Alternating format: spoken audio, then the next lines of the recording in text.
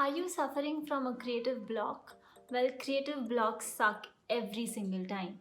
So, why do we get blocked in the first place? Either you're overworked, or you're lazy, or maybe you're going through some tough times. Whatever your reason is, how do you make this go away? Well, here are a few tips to get you going. Number 1, grid it out, which means group your tasks in the order of importance. Number 2, break it down, which means from the groups that you created from your first task, break them down into more realistic goals so that your tasks seem less overbearing.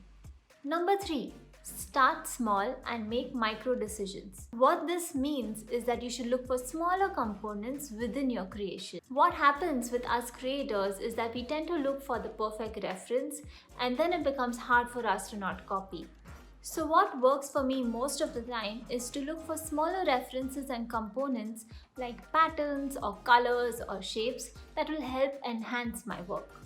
Number 4, add, subtract and iterate. You need to play around with your work. Put in your main elements and then decorate. Add stuff, remove stuff, play around, mix around the layouts. It's your playground to work with. Now you may wonder, all this is great and it sounds good, but I can't get myself to even start. And for that, I have just one answer. If you are uncertain about a particular outcome, means you do not have a proper brief, you have not channeled your ideas properly, and hence you are confused, and confusion creates a block. And to get rid of that block, it makes sense to note down your thinking into words to give you a lot more clarity on what is required as a brief if you are working for a client or even if you're working for yourself. It's really important that you have a clear brief of what direction you need to go and then work towards that direction. And if all of this fails, take a step back, take a break, watch some movies. Stop feeling guilty. A lot of us feel guilty for not creating, and that will only make your creative block worse.